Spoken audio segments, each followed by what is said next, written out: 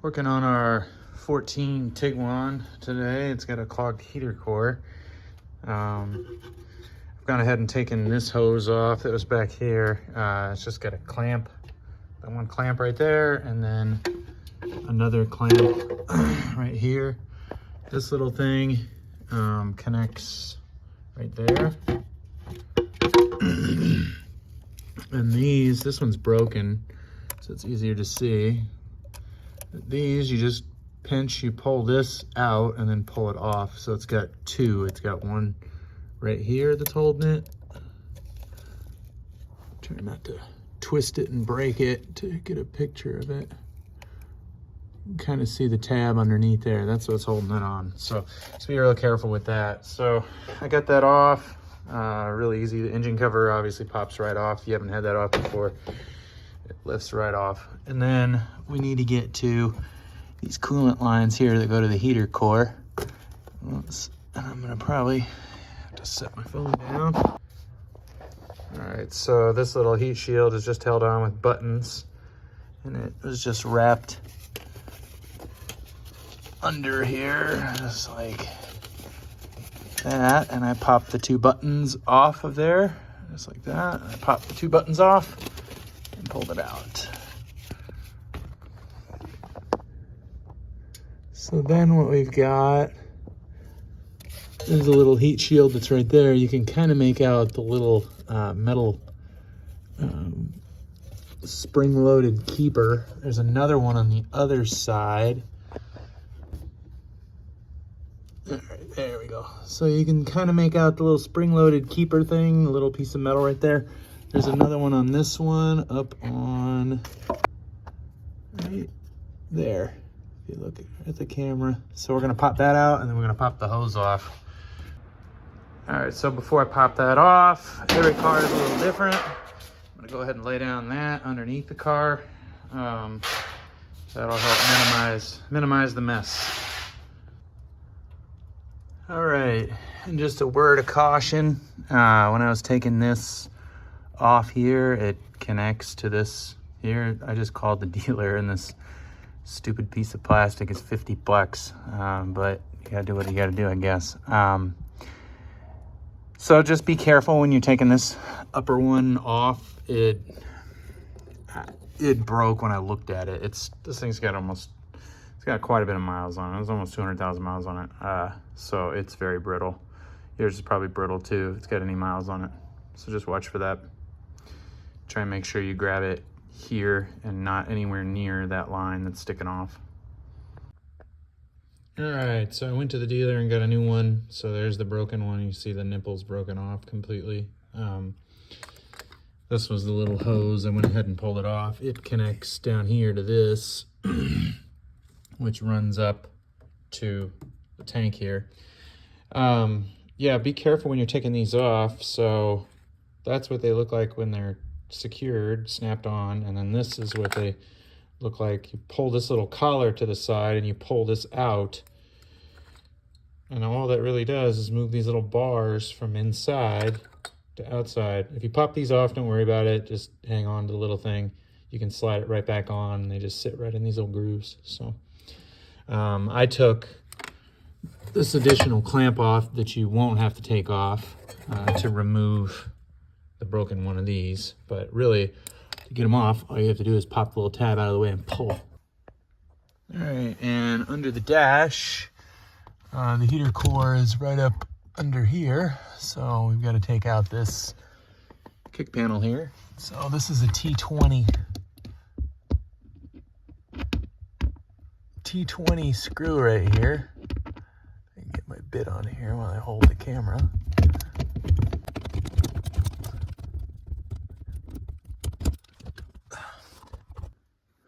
All right, in order to get this panel out, it's secured up under here with some clips.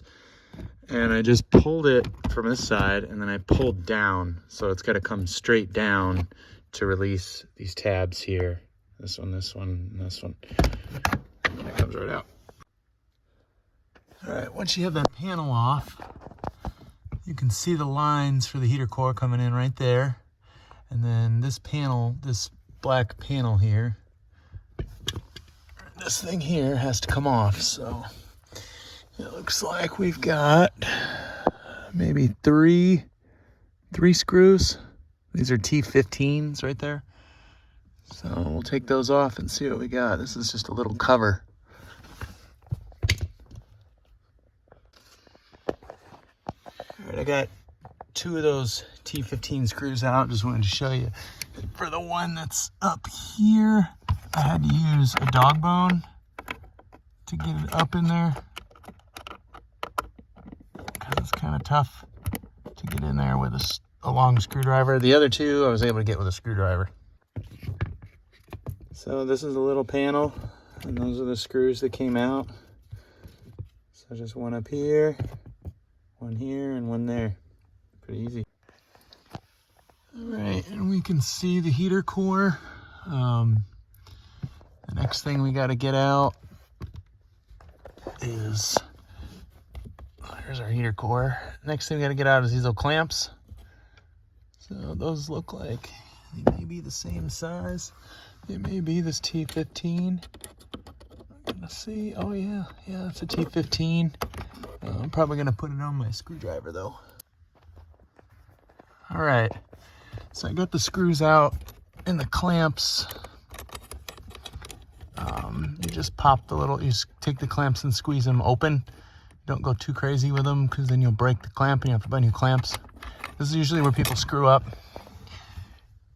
These tubes go back behind the firewall. You do not want to have to change these, because you will have to remove the dash in order to do those.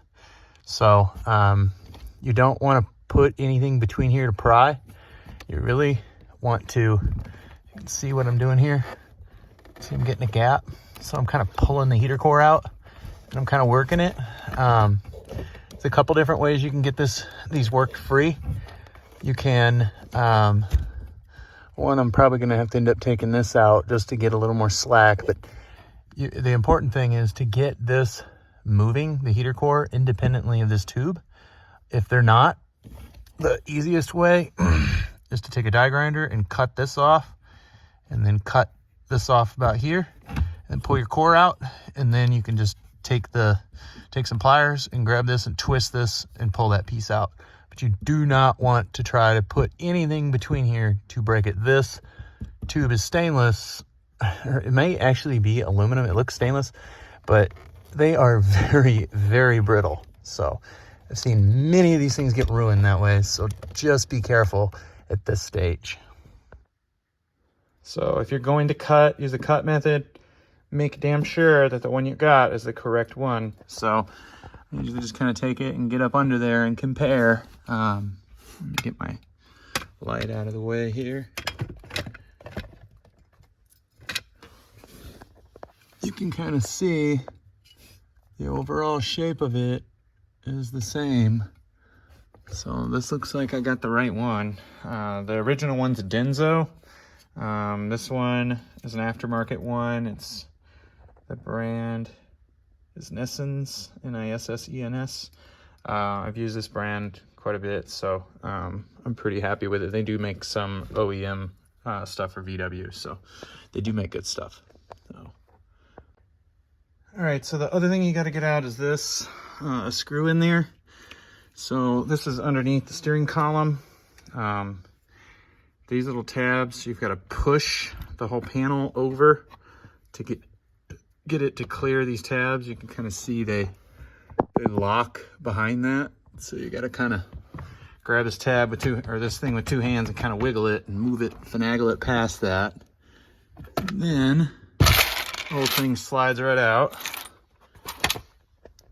And then we've got to so I've got the heater core disconnected. I actually didn't cut anything. What I ended up doing was just grabbing this and pulling the whole core outward, as well as pulling it out away from these hoses and kind of pushing the hoses at the same time with the other hand. It's tricky, but I got it. Now it's stuck on this plastic piece. It won't go anything past that. So I gotta get this out of there. So it looks like it's held in by 1 screw, maybe a couple more. And it looks like it's this one right near my thumb there. Let's see if I can get my finger in there, right there. So you got one for the fuse box. Wow, that one's loose. I gotta tighten that while I'm in here. But then the one down there is the one that holds the vent. I'll go ahead and get it, and then I'll tighten this one up.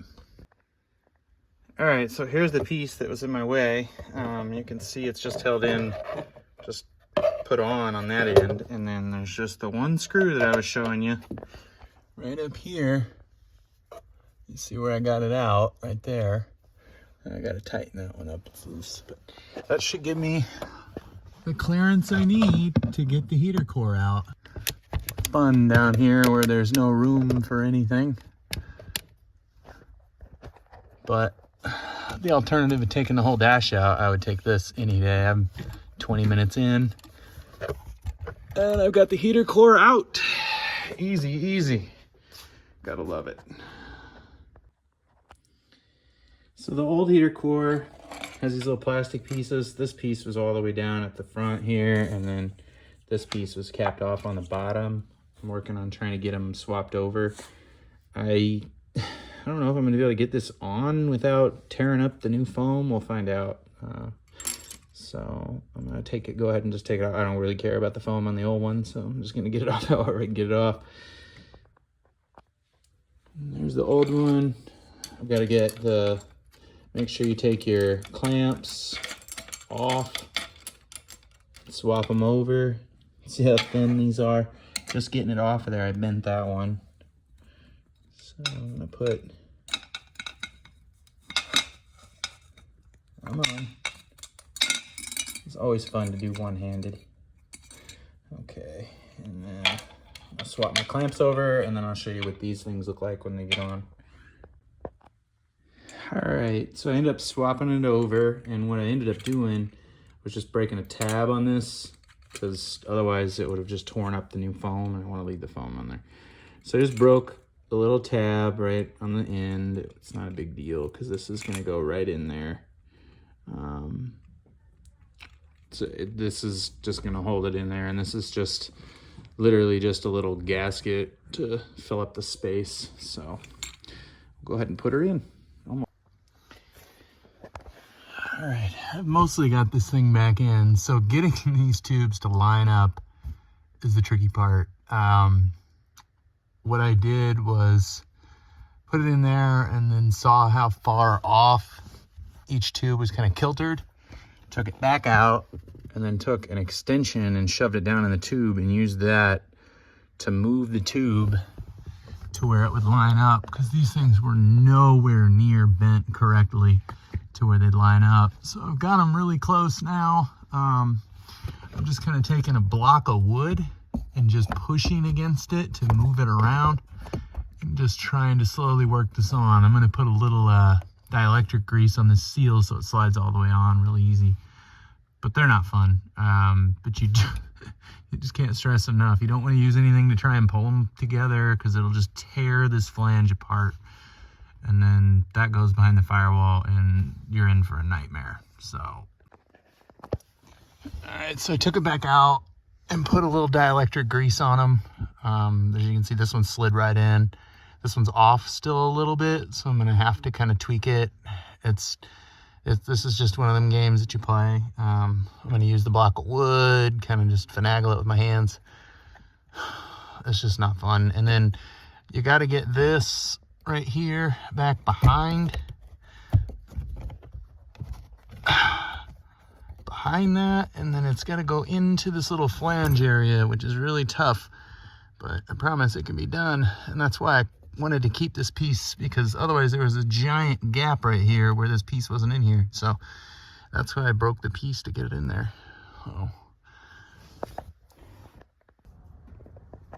All right, so I went ahead and I got it in. Man, it was a pain, but I got it in. I fought it, and I got it in there. So the cover's back on. The air duct is all back in there. I think the hood's closed. Let me take you over there. Under the hood, I got everything back in here, so I went ahead and put my new fitting on. That little cover just snaps on like we showed you here. There's the one screw. Oh, where'd it go? Oh, you can kind of see the bracket there. There's a screw right down there that holds this bracket in, and then clamp. I gotta tighten this clamp down here yet, but yeah, I mean, all in all, it was more of a pain. The new one, I would probably get a Denso if I redid this again. I know I said Nissan's is pretty good, but what happened, what I ended up having to do was the new one, the diameter here, I had measured it, and the new one was coming out at like, let's see, like 0.7, I think it was coming out about 0.745, so 0.745 or so, 0.750. It was too large a diameter, so I ended up just taking a die grinder and going around it just slowly, and then Scotch-Brite to clean it up, and it finally went in. I took the seals off of the new one, and then dry fit it without the seals to make sure it would go all the way, and the tubes that connect to it would go up on it.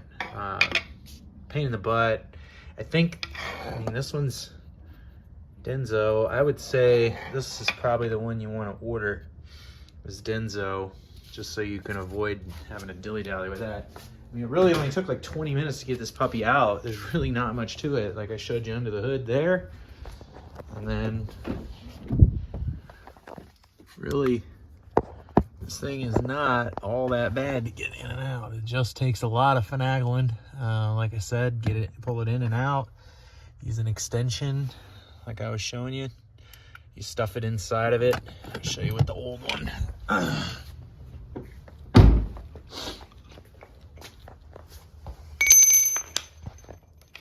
So I literally just took the extension and was holding it down with my other hand and moving this around and using this to articulate the end based upon kind of where it was sitting when it was in the car. It's one of those things you gotta keep trying until it goes.